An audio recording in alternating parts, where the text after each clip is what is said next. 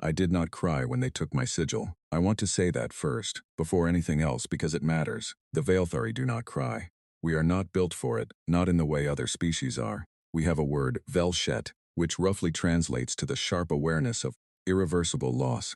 It is not grief. It is closer to the feeling a mathematician gets when she realizes her proof has a fatal error on the very last line after years of work. Cold, precise, final. I felt Velshet when High Arbiter Sorvan reached across the tribunal table and removed the silver sigil from my collar. He did not make eye contact. That was deliberate. In Veilthari culture, to deny someone your gaze during a dismissal is to say, you are no longer worth the effort of contempt.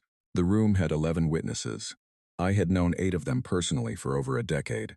Not one of them looked at me either.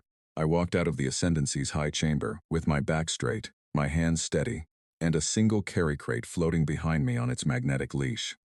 The crate held everything they had allowed me to keep: 3 changes of clothing, a personal data tablet with my communications access already revoked, a small carved stone my mother had given me when I first earned my diplomatic rank, and exactly 412 standard credits on a chip that was already flagged as Ascendancy voided in every major financial system across the charted territories. 412 credits, 11 years of service, 237 successful negotiations, 17 treaties that were still holding. 1 moment of conscience, 412 credits. The transport that took me off the Veilthari home station did not have a name. It was a cargo hauler, route designation TL9, running a standard circuit between the inner systems and the outer waypoints. The other passengers were mostly traders and transit workers. Species I would have once passed in a corridor without acknowledgement, because my rank had entitled me to a certain selective blindness. I sat in the rear compartment with my crate between my knees and watched the stars move. I had argued against the withdrawal from the Keldravan Treaty. That was the beginning of the end, though I had not understood it at the time. The Keldravan were a lesser world, the Ascendancy's own classification, not mine. A mid-development civilization about 3 centuries behind the galactic mainstream in terms of technology and political infrastructure. They had been parties to a mutual aid agreement with the Ascendancy for 60 years. The agreement was not complex. It guaranteed Keldravan access to certain medical technologies and agricultural resources in exchange for mining rights on 2 of their outer moons. A clean transactional arrangement, the kind the Ascendancy is very good at designing. What the Ascendancy is less good at is honoring arrangements when they become inconvenient. The Keldravan were facing a slow atmospheric crisis. Not dramatic, no single disaster, no explosion, no war, just a gradual shift in their upper atmosphere, likely accelerated by the mining operations on those 2 moons, which had dextrusted some regional weather patterns more significantly than the initial surveys had predicted. They needed the agreement honored. They needed the medical and agricultural support to manage what was coming. They sent 3 formal requests through proper diplomatic channels. The Ascendancy's response, and I was present for the internal deliberations, was to note that the atmospheric disruption was, technically, not covered under the specific language of the treaty, that the mining rights had been fully exercised, and that the ongoing support clauses were structured as conditional, not guaranteed, that the Keldravan were not a priority designation. I argued otherwise. I presented 17 precedents in which the Ascendancy had interpreted treaty language broadly when it served our interests. I pointed out that the spirit of the agreement was clear, that the mining operations had contributed to the problem, and that abandoning the Keldravan now would cost us credibility in 12 other active treaties with similar structures. I made the case with every tool I had. I was by any measure thorough. The vote was 9-2. I was one of the 2. 3 weeks later, I was called before the tribunal. The charge was not treachery. It was not incompetence. The formal charge was persistent advocacy contrary to Ascendancy consensus, which is their careful, clean way of saying, you kept caring about something we had decided not to care about, and that is a problem. I did not defend myself. What would have been the point? They took my sigil. They voided my credits. They put me on a cargo hauler to a transit station at the edge of the charted territories, and they did not look at me when they did it. Stivern Station was not what I expected. I had been to dozens of waypoint stations in my career. Most of them had a certain regulated quality. Predictable corridors, species-sorted waiting areas, standardized signage in the 12 most common galactic languages. Stivern was none of those things. It was built in layers, each one added by a different faction over the past 200 years, so that the architecture had a stratified, almost geological quality. The lower levels were old Torvan construction, Wide, low ceilings meant for a species that moved on all four limbs. The middle levels were a mixture of human and Gorvathian design, which meant tall corridors next to cramped ones, wide viewports next to solid walls, comfort and austerity standing side by side without acknowledgement. The upper levels were newer and less defined, a kind of neutral commercial zone where the concept of aesthetic consistency had simply been abandoned in favor of function. It smelled of fuel, processed food, and approximately 6 different respiratory environments, blending at the edges of their containment zones. I arrived at Gate 7 with my carry crate and my voided credit chip and stood for a moment just inside the entrance, processing the situation with the particular precision that comes from knowing, with complete certainty, that you have no good options. My transport credit had 6 days left before it expired. The chip in my pocket was worthless in any legitimate vendor's terminal. My tablet could not access communications. My diplomatic clearances, the ones that would have opened doors across this station, were revoked. My name, Valaris of the Ascendancy, was attached to a publicly accessible record that now described me as a dismissed operative.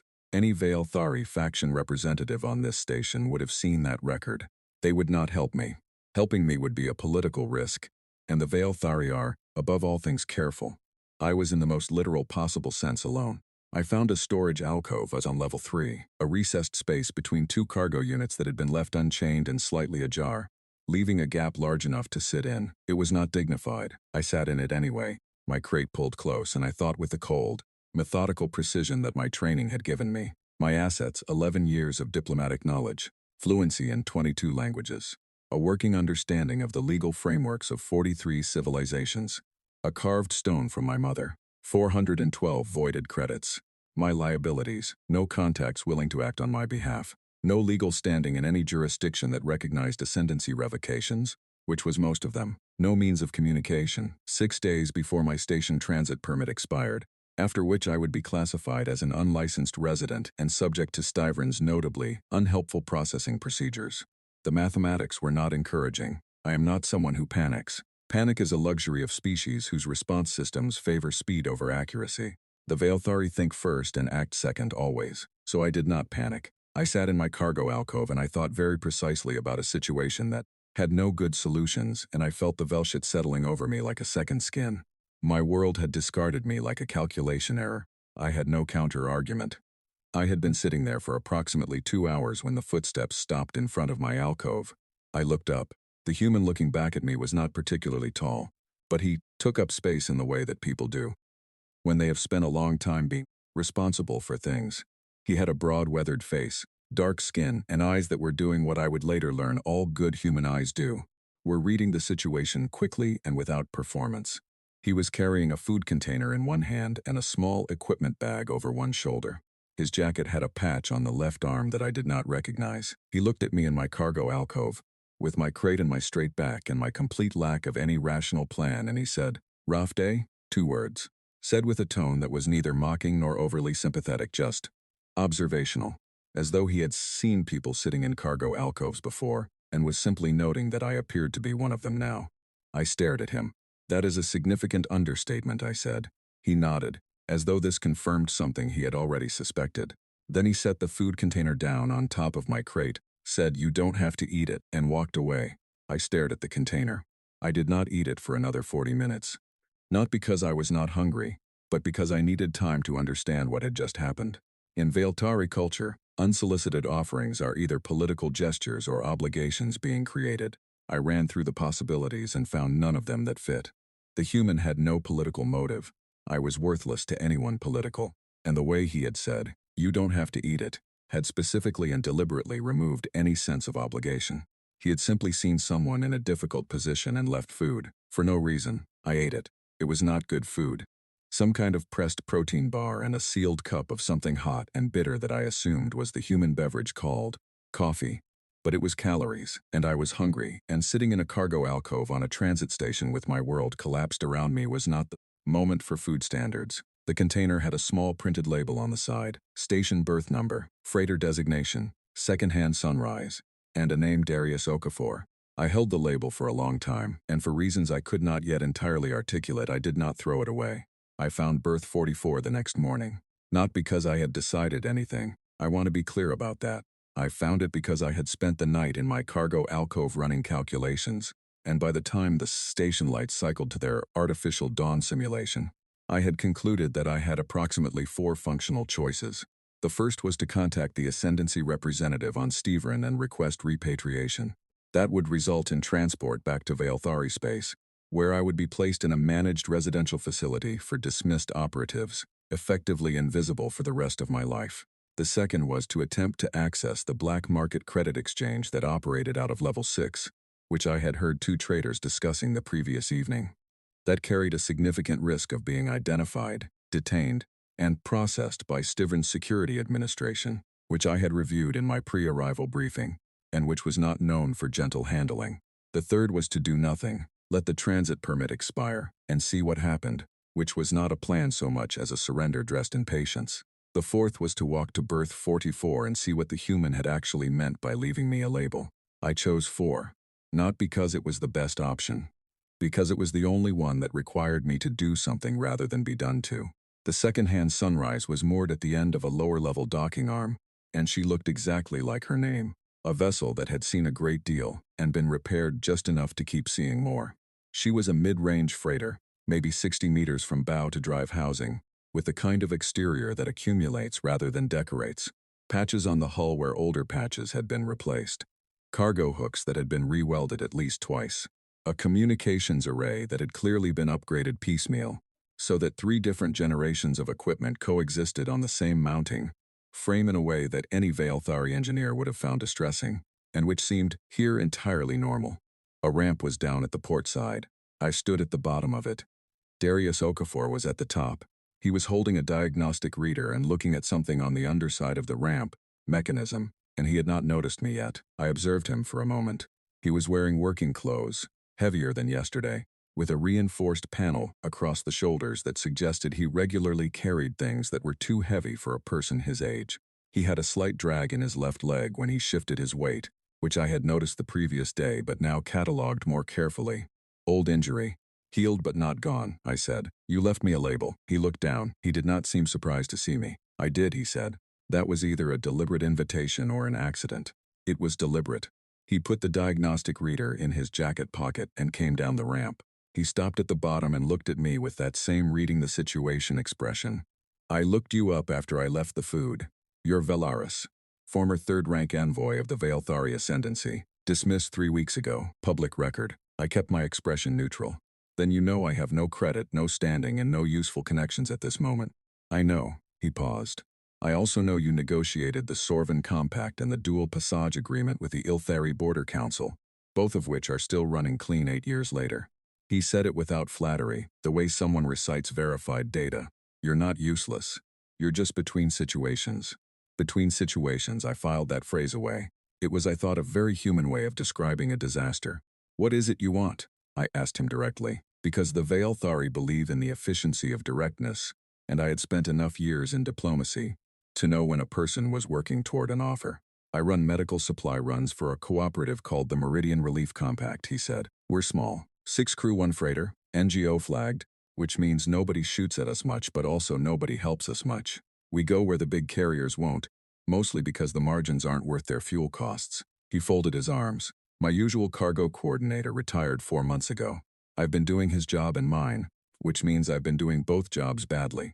3 days ago, I missed a tariff filing on a shipment going through Gorvathian space and got hit with a 3,000 credit penalty that I'm still arguing. I looked at him. You are offering me employment. I'm offering you a work berth. It's not employment. I can't put you on payroll until your legal status stabilizes, and that'll take a few months at best. What I can do is give you a bunk, 3 meals, and a transit credit that won't expire. In exchange, you handle cargo documentation, translation when we need it, and anything else that comes up where knowing 43 legal systems is more useful than a wrench. He unfolded his arms. When your situation stabilizes, we renegotiate. Real contract, real pay. I studied him for a long moment. In Veilthari diplomatic training, we are taught to look for the hidden motive, the thing behind the thing, the offer beneath the offer. I looked carefully, and what I found was exactly what was on the surface. A man with a staffing problem and a practical solution. No charity. No political angle. A deal. You do not know me, I said. I know your work, he said. That's enough to start. What if I leave at the next port? He shrugged. A very human gesture, I had learned, meaning everything from indifference to philosophical acceptance depending on context. Then I'm short a coordinator again. Not the end of the world. He paused. But I don't think you will. Why not? He looked at me with those reading eyes. Because you spent the night in a cargo alcove working through your options, and you walked over here instead of anywhere else. That tells me something about how you think. I did not answer immediately. The Velthari process silence differently from humans. For us, silence in a negotiation is a tool, a way of creating pressure or demonstrating that we are not hurried. But this silence was not strategic. I was genuinely thinking. He was right that I had walked here instead of anywhere else. He was right that it told him something. I was less certain I wanted him to be right about what it told me about my own decision-making. I will need access to a legal database, I said finally, already on board. And I require a workspace. I cannot function in a shared environment when I am doing detailed documentation. There's a small office off the cargo hold. It's been used for storage. We can clear it. My dietary requirements are different from human standard. There are 2 Gorvathians on station right now who run a supply exchange on level 2. Their stock includes Velthari nutritional supplements. I'll get what they have. I stared at him. He had anticipated every point. Not to impress me. I could tell from his manner that impressing me was not a priority. He had simply thought about the practical requirements and addressed them in advance. Because that was apparently how he operated. Identify the obstacle, remove it, move forward. When do you depart? I asked. 36 hours, he said. Depending on whether the ramp mechanism stops being a problem. He glanced back up at the underside of it, which it will, because I'm going to fix it this afternoon. I picked up my carry crate. Then I will be aboard in the morning, I said. I will need the storage office clear by then. Already started, he said. I turned to go. Hey, he said. I looked back. I'm Darius. He said it simply, the way humans apparently introduce themselves, as though names are things you just hand over without ceremony. I know, I said. Your label. A small expression crossed his face that I had not yet learned to name. I would later learn that it was what humans call a suppressed smile. The kind that comes when something is funnier than the moment allows for. He nodded, turned back to the ramp mechanism and said nothing further. I walked back through the station with my crate, and for the first time since the tribunal, I had something that was not Velchet. I did not have a word for it in Velthari. I would later learn the human word, direction. The crew of the second-hand Sunrise were 6 humans and 1 Gorvathian, and they received me with a range of reactions that I catalogued carefully over the first 48 hours. The Gorvathian navigator, who went by the name Prex, shortened from something longer in his own language, greeted me with the formal lower jaw display of his species, which means something close to, you are seen and not threatening, and then returned to his navigational charts without further comment.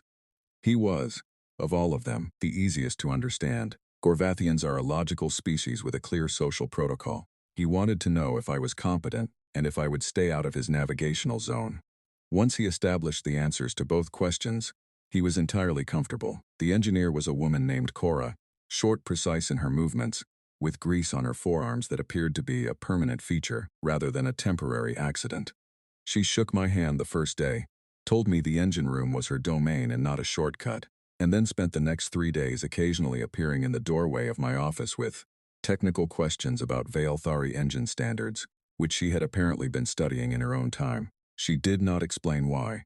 She simply asked questions with the focus of someone who believes that knowing things is its own justification. The medical officer was named Owen, young for the responsibility, with a careful manner that suggested he was still building confidence in his own judgments. He provided me with a full nutritional compatibility rundown on day 1, unprompted, which I found professionally impressive. He also, once, left a small note on my office door that said, "The coffee is human-specific, but the tea blend in the 3rd cabinet is mostly Gorvathian base, and should be fine for you." It was correct. I drank it every morning after that. The 2 cargo handlers were brothers, Callum and Patrick, loud in a way that initially seemed like disorder but was. I gradually understood just how they communicated. They talked over each other, finished each other's sentences, argued loudly about trivial things, and appeared to find everything either very funny or very annoying with little middle ground. They had a vocabulary of personal shorthand that I could not always follow and made no effort to translate. But they also, without being asked, moved everything out of the storage office in 3 hours and left it clean. When I thanked them, Callum said, "No worries," and Patrick said, "You speak good for someone who doesn't look like they talk much," and both of them walked away before could formulate a response. And then there was Darius. Darius Okafor ran the second-hand Sunrise the way I had at first. Expected him to run it, with a clear authority structure, scheduled operations, documented procedures. That part was familiar. What was not familiar was everything else. He knew each of his crew by their current state, not just their function. He knew that Cora was sleeping badly, because of an ongoing argument with her sister on a distant station, and adjusted her duty rotation without comment. He knew that Owen second-guessed his own medical calls, and made a point of reviewing his decisions with him afterward, not to correct, but to confirm, to give him the experience of being right out loud, where it would stick. He knew that Callum and Patrick worked better when they were competing with each other, and worse when they were cooperating too closely, so he structured their tasks accordingly. He saw his crew, not their function, them. I had commanded teams in my diplomatic career. I had coordinated envoy delegations and worked alongside ascendancy operatives for over a decade. I had never, I realized, watching Darius work, actually seen them the way he saw his people. I had known their capabilities and their limitations. I had not known their sleeping patterns, their unspoken worries, the specific quality of encouragement that worked on each of them versus the kind that did not. The Veilthari do not run teams that way. We run them cleanly. We assign function. We measure output. We optimize. If a component underperforms, we replace it. We do not sit with it while it is struggling. That, we are taught, is sentiment. It is inefficiency dressed as kindness.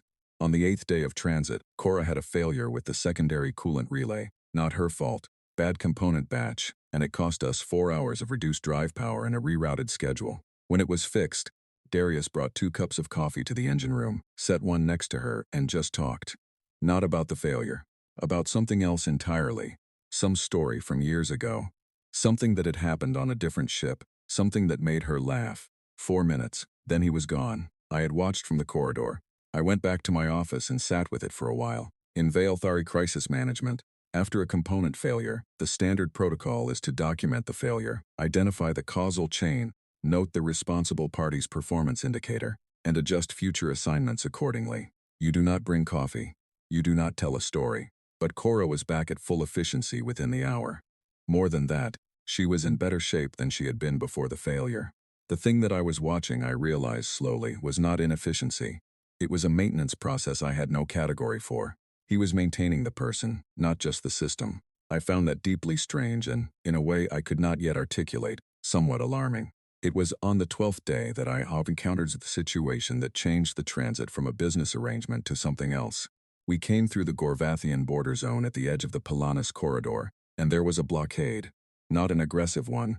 3 mid-tonnage ships from the Sulari Commerce Authority, running a trade inspection protocol that had technically been legal for 11 months, and which, coincidentally, targeted NGO freighters disproportionately because the Sulari Commerce Authority had a financial relationship with the private freight guilds that NGOs competed with. I knew this because I had been present at 3 separate diplomatic conversations where the arrangement was discussed.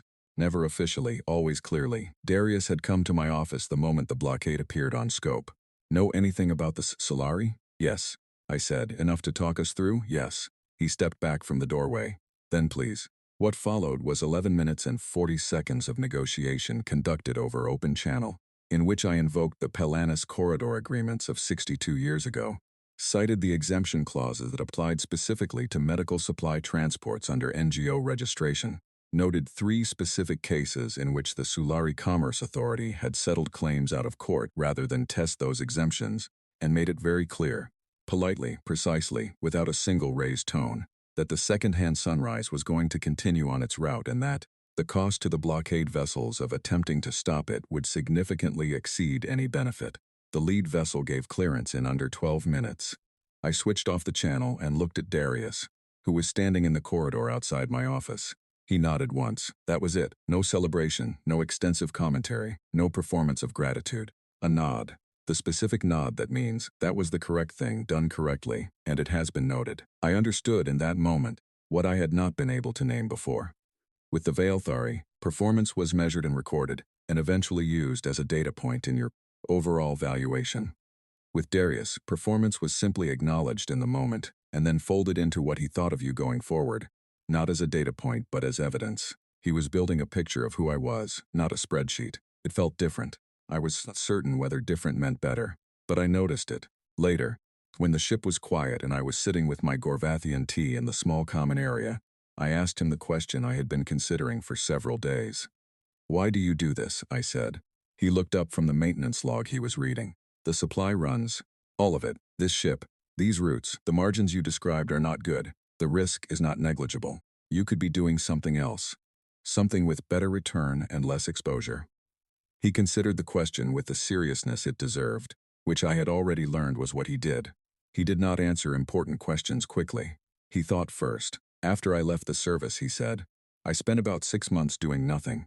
Recovering. I had some things to recover from." He said it plainly, without invitation for follow-up, which I respected. And when I started thinking about what to do next, I kept coming back to the same problem. There are places in the charted territories where the big players won't go because the numbers don't work for them. But people still need things there: medical equipment, agricultural resources, communications tools, things that matter. He set the log down. I had a freighter, which I'd bought with savings and one very fortunate card game, and I had a set of skills that were mostly useful for moving things from one place to another. So, I started moving things. That does not entirely answer the question. He looked at me for a moment. "I spent 48 hours in a ditch once," he said, "in a situation I won't get into, and for most of that time I was running the numbers on whether anyone was going to come." He paused. "Someone came. Eventually." Another pause. Still doing the math, on the other side. I sat with that answer for a long time. It was the most human thing I had ever heard a human say. And I mean that in the way that the word human had begun, slowly and against my better judgment, to mean something more than a species designation. It meant someone who keeps the account open, someone who does not consider the ledger closed just because they were not the one who suffered. I went back to my office. I did not leave at the next port. We were 3 weeks out from Stivrin when the news came through. I was in the middle of refiling a cargo manifest for a shipment we were carrying to a settlement station in the Pelanus Outer Arc, and I had my data tablet open to a secondary channel. Not my own communications, those were still dead, but a public diplomatic broadcast frequency that Darius had given me access to. I kept it running in the background as a habit I had never managed to break.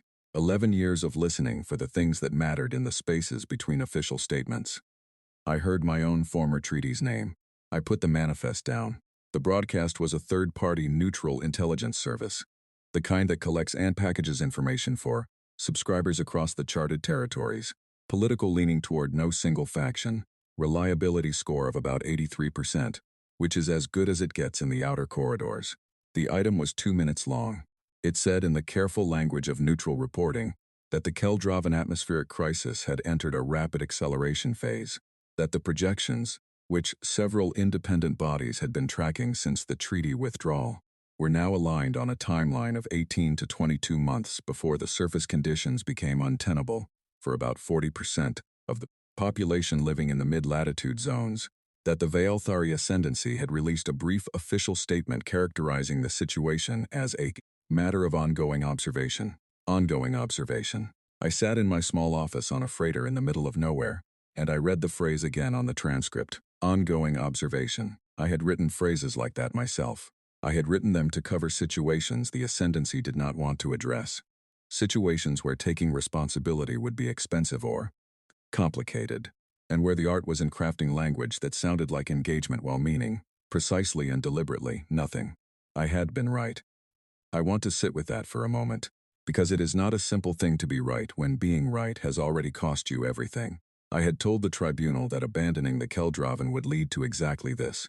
I had presented the data, the timeline, the likely acceleration factors. I had been dismissed, stripped, and deposited at the edge of the charted territories. And now, to the month that I had projected, the crisis was exactly where I had said it would be.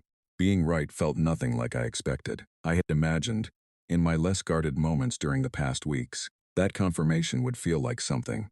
Some kind of cold satisfaction at least. The vindication of the data. But sitting there with the broadcast running and the manifest forgotten on my desk, what I felt was not satisfaction. What I felt was the specific weight of the lives attached to the data. 40% of the Keldrovan mid-latitude population, not numbers, people. People living in zones that had been slowly, measurably, predictably degrading for years while the Ascendancy observed. I turned off the broadcast. I sat for a while longer. Then I went to find Darius. He was in the engine room with Cora, discussing something about the fuel efficiency curve on the port drive. I stood in the doorway until he noticed me. He looked at my face, that reading look, and said something to Cora and came out to the corridor. What happened, he said. I told him. Precisely, concisely, without editorializing. The broadcast, the timeline, the ascendancy's statement. I gave him the facts in the order they mattered. He listened without interrupting, which I had come to understand was not his way of being passive. It was his way of taking things seriously. When I finished, he was quiet for a moment. You predicted this, he said, 18 months ago. The timeline is accurate to within 3 weeks. He looked down the corridor at nothing in particular.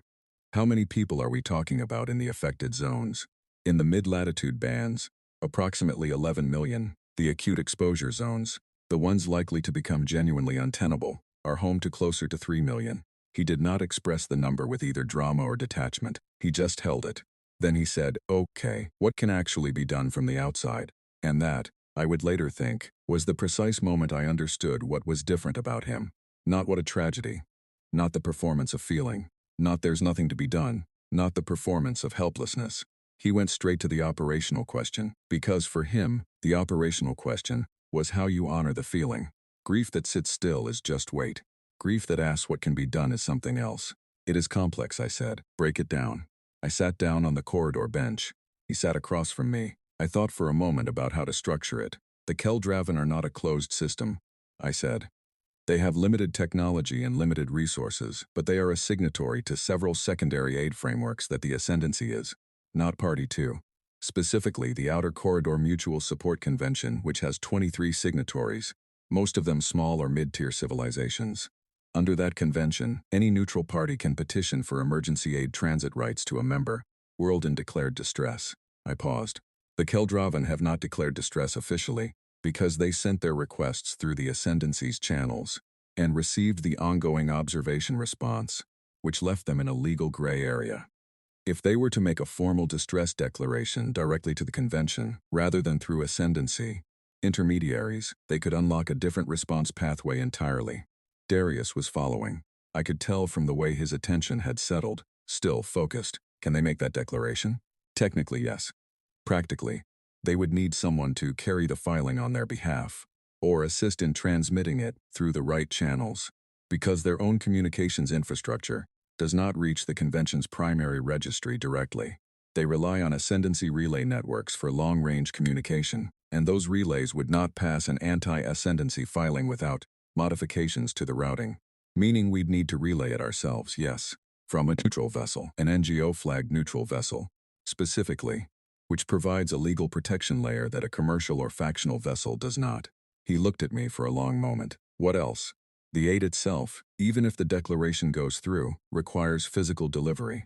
The convention can authorize the transit, but it cannot compel any party to carry the cargo.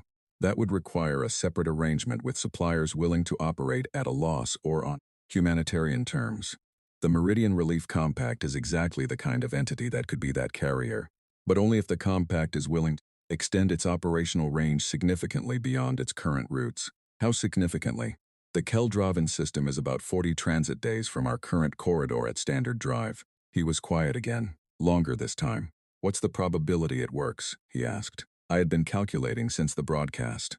If the Keldravan make the formal declaration, if the convention accepts it, which it would, based on current membership positions and precedent, if we can assemble a coalition of at least 4 additional neutral carriers to share the delivery burden, and if the Ascendancy does not challenge the convention filing, 14%.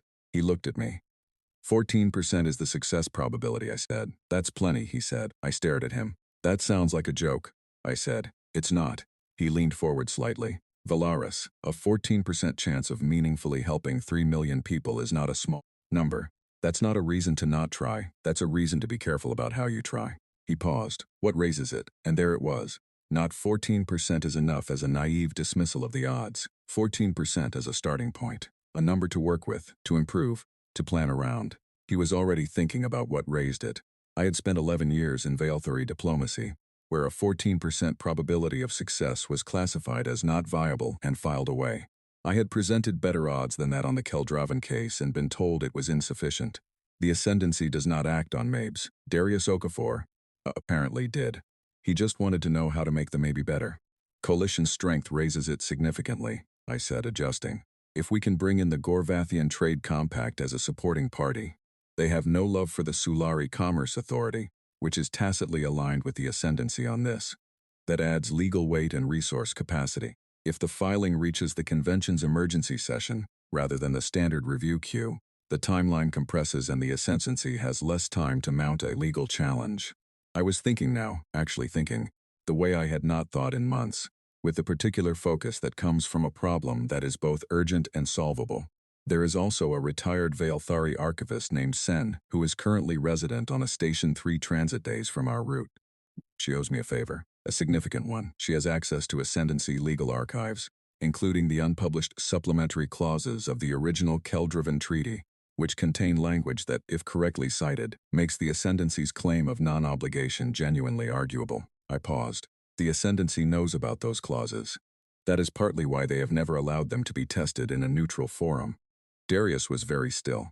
How much does that change the probability? I ran the calculation again. With the Gorvathian Compact as a supporting party, Sen's documentation, and the emergency session routing, perhaps 31%. He stood up. Then let's build 31%. Darius, I stopped him. If we do this, if the Ascendancy becomes aware, they will not be able to dismiss me again. They may take active steps to obstruct. That creates a risk for this ship, for this crew. He looked at me steadily. I'm aware. I want to be certain you are. This is not a cargo delay penalty. This could Valaris. He said my name quietly, the way people do when they want the words that follow to land clearly. I know what the risk is. I'll talk to the crew. Each of them separately. If anyone wants to sit this out, I'll arrange a transfer at the next station. No record, no hard feelings. He paused. But I know my crew, and I think you know what they're going to say. I did not know, in fact. I had only known these people for 3 weeks, but I was beginning to learn how to read them. You should ask Prex first, I said. He will want to assess the navigational and legal risk to the ship's Gorvathian flag documentation before anything else. Darius looked at me with that suppressed smile expression. You've been paying attention. I am a diplomat, I said. Paying attention is what I do. He went to talk to his crew. I sat in the corridor for a moment longer, and then I went back to my office. I did not return to the cargo manifest. Instead, I opened the legal database on my tablet and began pulling up every document I had ever worked with that touched the Outer Corridor Mutual Support Convention, the Keldravan Treaty Supplementaries, and the Gorvathian Trade Compact's current political priorities. I worked for 6 hours without stopping. I had not felt this way since before the tribunal. Not the Velchet, not the cold mathematics of a situation with no good options. Something sharper.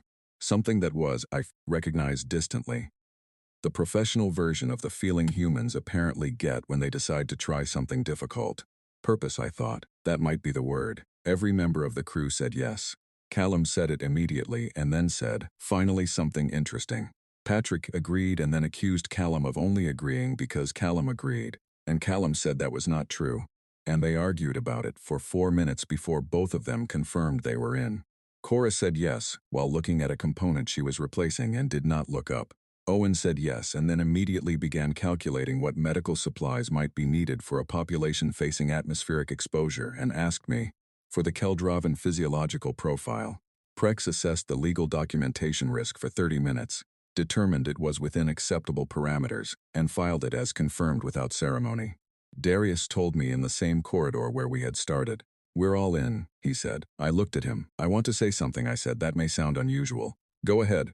In 11 years of Veilthari diplomatic service, I worked with teams that were highly capable, thoroughly trained, and consistently effective. I respected their performance. I evaluated their outputs. I relied on their competence. I paused because the next part was harder to say.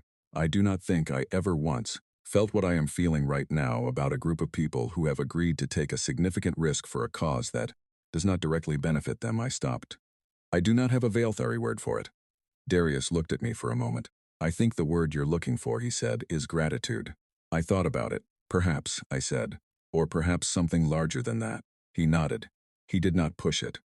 He understood, I think, that I was working through something that did not have a clean endpoint, and that the kindest thing was to let it work.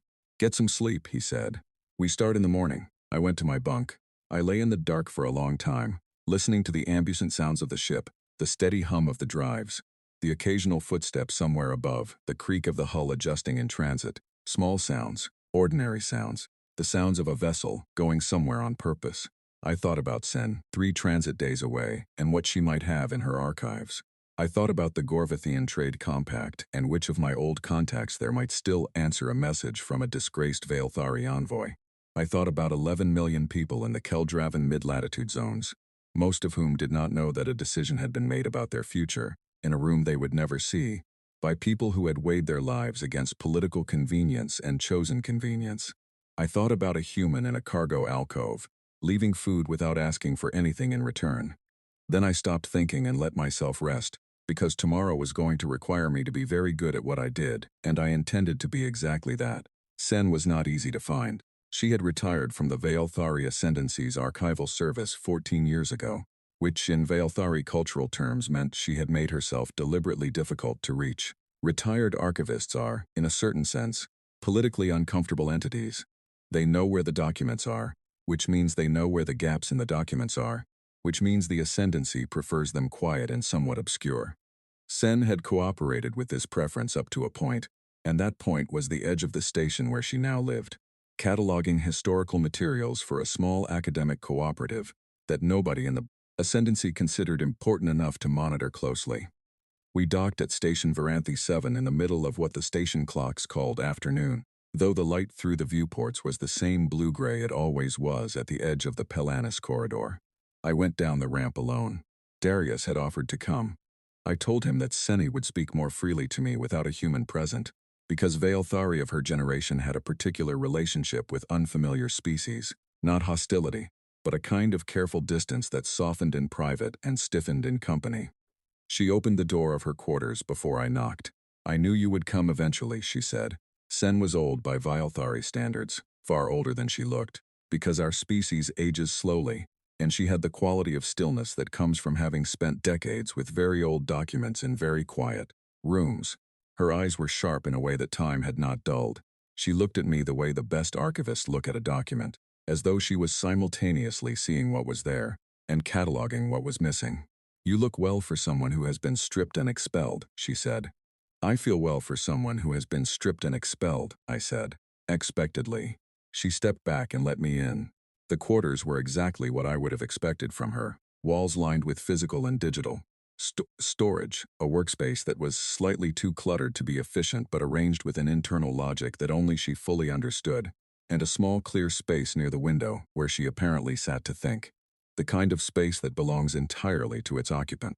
I told her what I needed. I did not take long about it. Sen is not a person who needs context managed. She manages it herself. I explained the situation with the Kel Draven, the Outer Corridor Convention filing, the coalition we were attempting to build, and specifically, what I needed from the archival record.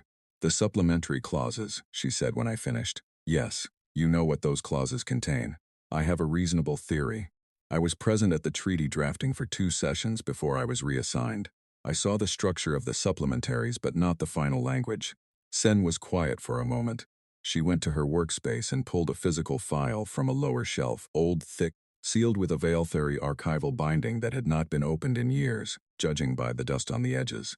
41 years ago, she said, the Ascendancy signed the Keldravan Treaty, and in the supplementary clauses 4 through 7, which were designated non-public because they were described at the time as administrative infrastructure rather than substantive content, the Ascendancy accepted an obligation worded as follows. She opened the file, found the page, and read without inflection. In the event that operational activities under this agreement contribute materially to environmental conditions affecting the signatory worlds' habitability, the Ascendancy Party accepts ongoing responsibility for remediation support proportional to the assessed contribution. I was silent. Materially, I said. Materially, she confirmed. The Ascendancy's legal team has spent 4 decades arguing internally that the word materially creates a threshold that has never been defined, and that undefined thresholds cannot generate obligations. They are technically correct that the threshold is undefined. They are substantially incorrect that this is a barrier, because there is a standard interpretive protocol in convention law that assigns a reasonable person test to undefined material thresholds in environmental agreements.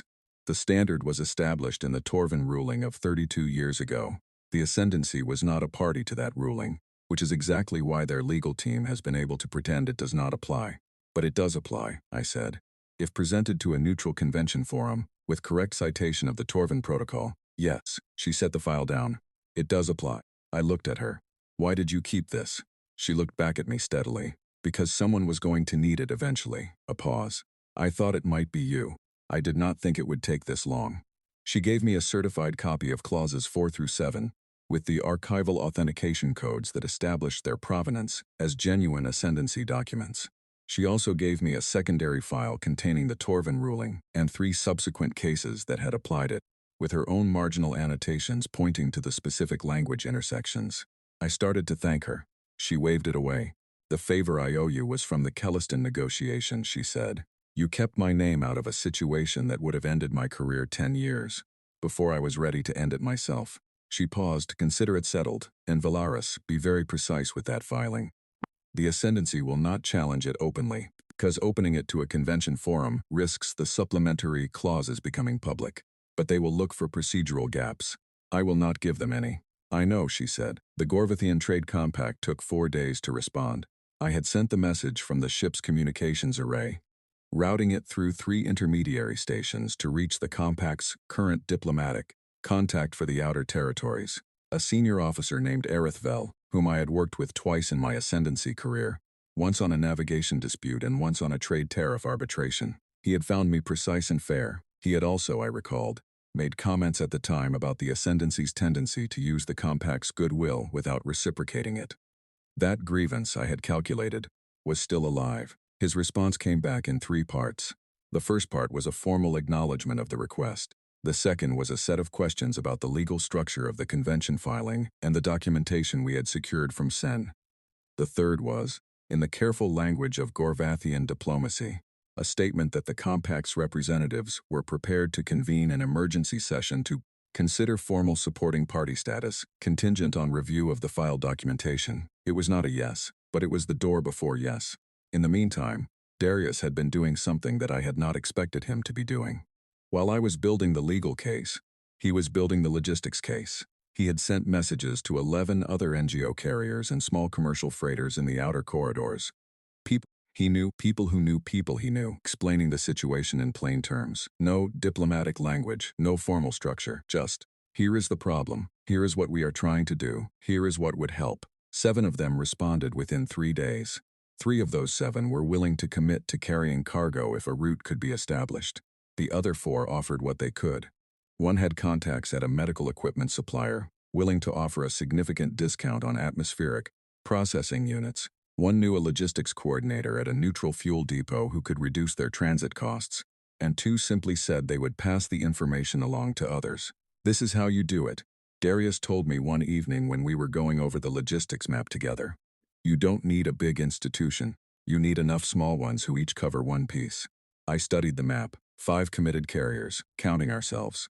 3 million units of atmospheric processing capacity if the equipment discounts came through. A convention filing with legitimate legal standing that the Ascendancy could not easily challenge without making things worse for themselves. A coalition that was small by any objective measure, built in 2 weeks by a retired soldier and a disgraced envoy from a second-hand freighter. The Ascendancy will still look for ways to slow this down, I said. Probably, he agreed. What's the most likely move? Procedural challenge to the convention filing. They'll argue that the supplementary clauses were not intended to be referenced in this context. The challenge will not succeed, but it will buy time. How much time does it buy? At standard review, 60 to 90 days. At emergency session, 10 to 14. So we make sure it goes to emergency session. We need a convention member to formally request the emergency designation. That requires a member with full voting status and a documented urgency case. Darius looked at the map for a moment. The Gorvathian Compact has full convention voting status. They do. And Erithvel sounds like someone who would enjoy being the one to formally inconvenience the Ascendancy in a legally airtight way. I considered this. He would, yes. It is very much within his professional character. Darius picked up his data tablet. Then let's give him the opportunity. I drafted the message to Erithvel while Darius sat across from me with coffee and reviewed the logistics coordination for the 3rd time, looking for gaps. We worked in the same space without getting in each other's way, which I noticed because it was something I had not previously been good at. Working with someone else in close proximity without monitoring them, without calculating whether they were performing adequately, without the veil theory habit of quiet hierarchical assessment. I was not assessing Darius. I was just working beside him. It was, I realized, a surprisingly comfortable feeling.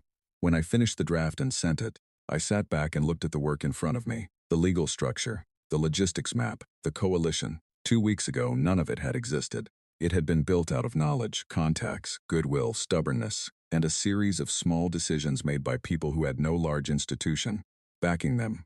Darius, I said. He looked up. The Ascendancy has a formal response protocol for situations like this. If the convention filing goes through and becomes public, which it will, because convention proceedings are on record, there will be an internal record that I was involved, that my documentation contributed. I paused.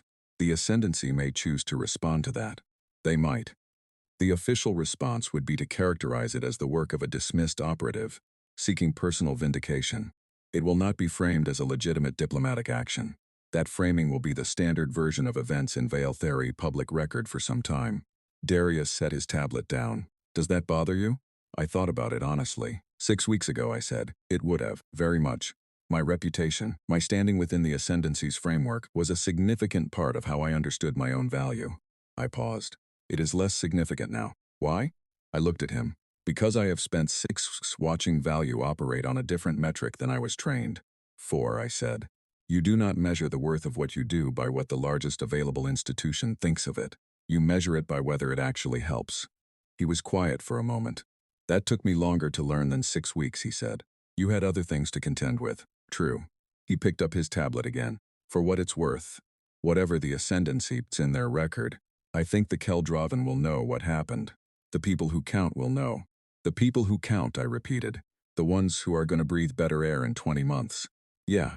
I thought about those people, not as a demographic category, not as a treaty variable, as people in mid-latitude zones in houses with families, going about the business of living on a world that was slowly becoming more difficult to live on. People who had sent requests through proper channels and been told, in careful language, that they had been observed.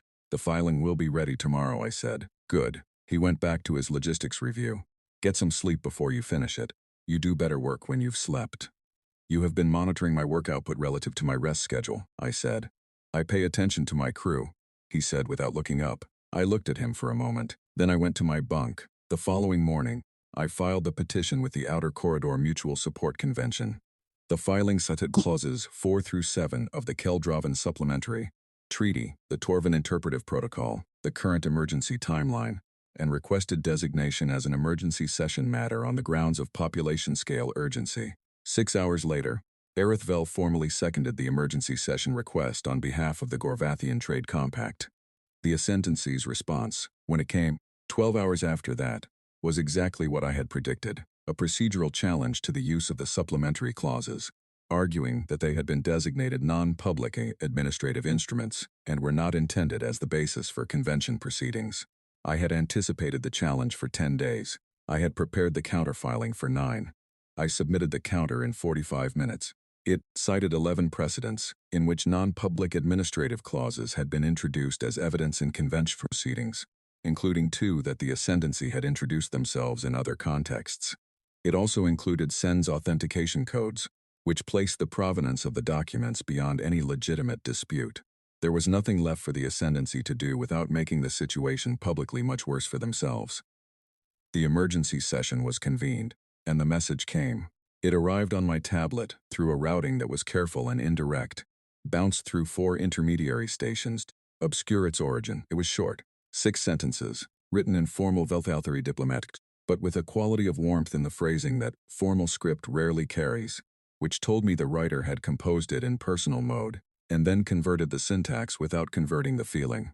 It said, "What you are doing is known inside these walls. There are more of us than you think who understood what you were arguing. Change here is slow, but it is not stopped. I cannot sign this message. I wanted you to know, regardless, that you were not alone when they dismissed you. You were only made to feel that way." There was no signature. I read it twice. Then I put the tablet down and sat very still for a moment. The Ascendancy was not a monolith. I had known this intellectually. Every institution of sufficient age develops internal fractures, competing factions, quiet dissent. But knowing it intellectually and receiving evidence of it from the inside were different experiences. Somewhere inside those 11,000 years of careful consensus, someone had taken the risk of sending me 6 sentences. I was not certain how to feel about that. I was not going to think about it right now. There was work to do. But I saved the message. I would think about it later. The operation was not clean. I want to be clear about this, because there is a version of this story that a Veilthari diplomat would tell. A version in which every element proceeds as planned, in which the preparation was sufficient, in which the intelligence and precision of the planning produced a correspondingly intelligent and precise result. The Veilthari tell stories that way. We prize the completeness of a solution. What actually happened was more human than that. The convention emergency session convened on day 38, transmitted across the open diplomatic frequencies. I was in my office with 3 channels running simultaneously. The session itself, a secure line to Erithvel's representative at the proceedings, and the logistics coordination feed from the 5-carrier coalition that Darius had spent the previous 2 weeks building. Darius was in the corridor just outside my door, which was open. He had a cup of coffee. He had told me he would stay there until it was done. The session opened. The Ascendancy's formal representative, not Sorvan, who I suspected was deliberately not present for the optics of it, presented their objection to the emergency designation one final time. I had expected this. The convention chair dismissed the objection on procedural grounds in approximately 4 minutes, citing the authentication of the supplementary clauses documentation and the precedents I had included in my counterfiling. It was almost gentle in its speed, like a door closing on a draft. Then the Keldravan representative, a woman named Hara Veldravan, who had clearly been in contact with the convention secretariat in advance, because she was prepared and composed in a way that people are only composed when they know what is about to happen, made the formal distress declaration directly to the convention, not through Ascendancy intermediaries, her own voice on open frequency, stating clearly and for the public record that the Keldravan requested emergency aid transit rights under the Mutual Support Convention and cited the supplementary obligations of the Veilthari Ascendancy as a party with assessed material responsibility. It was 11 sentences. She read them steadily, without drama, and I thought, listening to her, that this was what a declaration of survival sounded like when it came from someone who had been waiting years to make it safely. The convention voted to grant emergency aid transit rights. The vote was 19-4. The 4 who voted against were the Ascendancy's close allied members, and their opposition had been assumed from the beginning. 19-4. Granted, I told Darius. He said good and drank his coffee. Then we discovered the first problem, the primary cargo transfer station at Varanthi 9, where we had planned to consolidate the coalition carrier's shipments before the final transit to the Keldravan system, had a docking restriction in place, not a legal one, a mechanical one. A recent fuel conduit failure had put 2 of the station's 6 docking arms out of service, and the remaining 4 were fully booked by commercial traffic for the next 18 days. 18 days of delay, at the point in the plan that required the fastest possible movement. Cora fixed it, not the conduit, that was not her domain. But she had, in her months of quiet research, developed a significant acquaintance with non-human engineering standards across about 12 species, including the species who had originally built Varanthi 9's docking infrastructure. She spent 4 hours on a communication channel with the station's maintenance chief, walking him through a temporary bypass procedure using components they already had. It was, she told me afterward, a matter of thinking about the problem from the equipment's perspective, rather than the standard repair manual's perspective. The bypass held.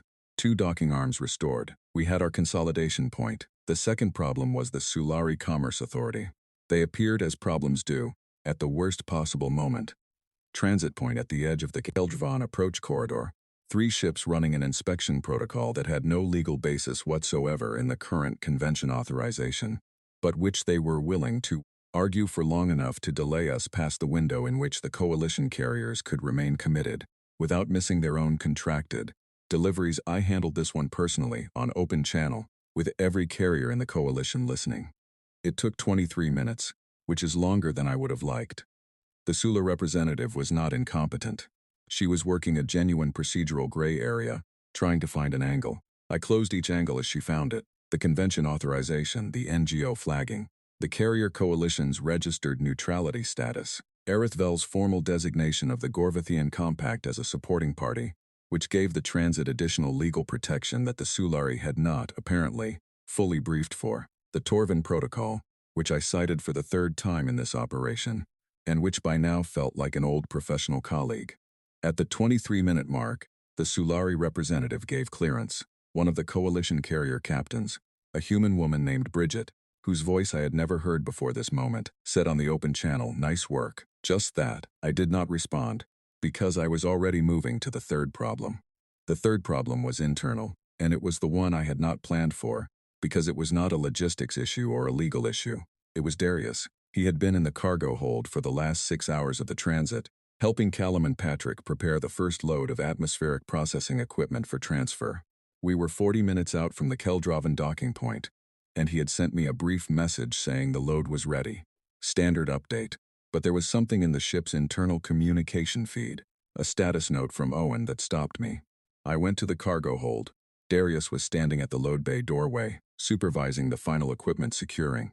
He was moving normally, doing the work, but I could see, now that I was looking, that the left leg, the one with the old injury, had a quality of tension in it that had not been there yesterday. He had been on his feet in the cargo hold for 6 hours. The injury did not disappear when it was useful for it to disappear. "You should sit down," I said. He looked at me. "I'm fine." Owen left a note. "Owen worries. Owen is your medical officer and he is doing his job," I said. "You are 40 minutes from a docking procedure that Callum and Patrick can complete without you. Sit down." He looked at me for a moment with an expression I had not seen on him before. Something between mild surprise and something that I thought might be appreciation. Then he handed the securing tether to Patrick and sat down on the cargo bench. I sat across from him. "The leg," I said. Not a question. An acknowledgement. "Old argument with a piece of shrapnel," he said. "You know the one. I know the description. I do not know the argument." He was quiet for a moment. The ship hummed around us. Callum was doing something with strapping at the other end of the hold, whistling something. "I was in a conflict," Darius said, "that I did not start and was not well managed. A long time ago. I was young and I was good at logistics, and someone decided that meant I was good at being in the middle of things I didn't have the full picture of." He looked at his hands. "There was a transport that went wrong. People I was responsible for." He stopped for a moment. "The shrapnel was part of that day. The leg is just a reminder that I carry." I thought about that for a moment. "You never told me what happened in the ditch," I said. "The 48 hours you mentioned." "No," he said. "I didn't. I did not push it. The Veilthari understand that there are things a person keeps, not because they are ashamed of them, but because they have weight, and the weight is personal, and sharing weight is a choice that should not be demanded." "Whatever it was," I said. "It produced someone who runs supply routes to places nobody else will go and pulls strangers out of cargo alcoves." He looked at me. "I don't know if that's credit or diagnosis," he said. "Both," I said. He almost smiled. "Fair enough." The docking klaxon sounded. We were in range. What happened next is the part I find hardest to describe in orderly terms, because orderly is not how it felt. It felt like all the parts of the plan running simultaneously in slightly different directions, held together by improvisation and the refusal to stop moving. The second-hand Sunrise docked first, at the primary receiving arm. The coalition carriers came in behind, one by one, each one slotting into position with a precision that was the product of Darius's logistics, coordination over the previous 3 weeks. He had run rehearsal communications with each captain, each docking officer, each cargo team, until the sequence was muscle memory for all of them. That was the part that was clean. The cargo transfer was not clean. The Keldroven receiving infrastructure was not designed for a simultaneous multi-carrier delivery, because nobody had ever run one before. Their ground coordination team was excellent and completely unprepared. I spent 3 hours on communication channels translating between the coalition captains and the ground team, managing the sequencing, rerouting when a loading arm developed a pressure issue, redirecting 3 containers of equipment when the original storage depot turned out to be smaller than its filed dimensions. Owen was on the medical frequency, advising the Keldroven medical teams on how to set up the first wave of atmospheric processing units for maximum early impact. I heard him on the comms several times, steady, clear, no longer second-guessing himself. He had good information, and he was giving it well. Cora had gone down to the surface with the second transfer team to consult on installation. I did not know she was going until she told me on her way out. "Technical translation," she said. "They have the manuals, but they need an interpreter." She was back on the ship before we completed the final transfer. She said nothing about what she had seen on the surface. But she was quiet in the way people are quiet when something lands hard in a way they did not expect. The formal aid delivery was completed in 14 hours and 32 minutes. Not clean, not elegant. Several parts of it were improvised in real time, held together with fast thinking, and the kind of trust between people that builds when they have been in difficult spaces together. By any Vialthari measure of operational quality, it would have received a moderate rating. Several elements deviated from the planned sequence. The efficiency calculation was below optimal. But the equipment reached the surface. The medical protocols were handed over. The framework document was drafted and signed. I wrote 3 codicils to it during the docking process, 2 of them in the span of 40 minutes, while Owen was being stitched up for a minor laceration he had sustained from a piece of cargo equipment that slipped during transfer. He argued with the medic about it. Darius had broken a rib when the docking arm adjusted unexpectedly and caught him against a bulkhead, and he argued with Owen about that. I wrote the 3rd codicil while overhearing both arguments. I will tell you something the Vialthari would not include in any operational record. Those arguments were the sound of people who had chosen to be somewhere difficult, and were still choosing it. The rib and the laceration were not the point. The rib and the laceration were the sound of showing up fully. The framework document was later described by 3 independent legal scholars as unprecedented in structure but embarrassingly well constructed. I kept that assessment. I thought it was the most accurate thing anyone had written about it. The ceasefire between the 2 factions contesting the Keldrovan mid-corridor zones held for the first 90 days. Then it held for the next 90. At the point I last received information about it, it was still holding, which in the context of that region was a form of quiet success that most observers had not expected. The Ascendancy issued a statement characterizing the convention proceedings as conducted by a dismissed operative seeking personal redress. It was filed in the public record and will remain there, and the people who do not know the full story will read it and believe it, or not read it at all, which is mostly how public records work. Inside the Ascendancy in the quiet channels, in the margins of internal communications that I received occasional fragments of, through sources I will not name, the situation was different. The supplementary clauses were now a matter of public record. 3 legal analysts had already published commentary on their implications for other Ascendancy treaties with similar structures. The consequences of that were going to unfold slowly, in the way that consequences inside an 11,000-year-old institution always unfold. But they were going to unfold. I thought about the unsigned message sometimes. More of us than you think. Change here is slow, but it is not stopped. I did not know who had sent it. I still do not. But I kept it, and occasionally I read it, and it reminded me that institutions are not single minds. They are many minds in varying states of agreement, and the ones who disagree quietly are not absent. They are waiting for something to disagree with more loudly. I had given them something to disagree with. Darius left 3 weeks after the operation concluded. The second-hand Sunrise had 2 more supply runs contracted through the Meridian Relief Compact, and the ship needed to move. I had filed applications with 2 different neutral diplomatic bodies, the Outer Corridor Legal Architects Association and the Convention's own Independent Council Registry, and both had responded positively. I was not going back to the Ascendancy. I was not going to be stateless. I was going to be something that did not have a name in Vialthari diplomatic terminology, because it had not previously existed. An independent legal architect attached to no polity, operating under no one's authority but my own. The morning the second-hand Sunrise was due to depart, I went to the docking arm. The crew said goodbye in their own ways. Callum and Patrick had found something to argue about on their way to the ramp and paused long enough to wave. Cora came out, shook my hand, and said, "You did good work on those codicils," which from her was a speech. Owen left me a small medical kit suited to Vialthari physiology with a handwritten note that said, "Just in case." Prex gave me the formal Gorvathian farewell gesture, lower jaw display, very correct, and then said, in the closest thing to personal language I had heard from him, "You negotiate well for someone trained by the Vialthari." I took that as the highest compliment he was capable of offering. Darius came down the ramp last. We stood at the bottom of it, at the edge of the docking arm, and for a moment neither of us spoke. I had spent a significant amount of time during the previous 3 weeks, thinking about what I wanted to say to him, and every version I arrived at had felt insufficient, too small for what had happened, too large for who we were to each other. "I want to say something again," I said. "Go ahead," he said. "You did not rescue me," I said. "I want to be precise about this, because the Vialthari narrative about interactions between our species and humans often frames things as humans rescuing other species. That is not what happened." I paused. "You showed me something I did not know I had stopped believing was possible. That was different from a rescue." He looked at me. "What did I show you?" That choosing matters, I said. Not choosing correctly. The ascendancy taught me to choose correctly, and it ended in a cargo alcove. Choosing it all. Choosing even when the probability is 14%. Choosing because the thing you are choosing for is worth the cost of the probability. I stopped. I had forgotten that was a thing one could do freely. He was quiet for a moment. You were always going to do it, he said. You walked to birth 44 when you could have done anything else. You already knew how to choose.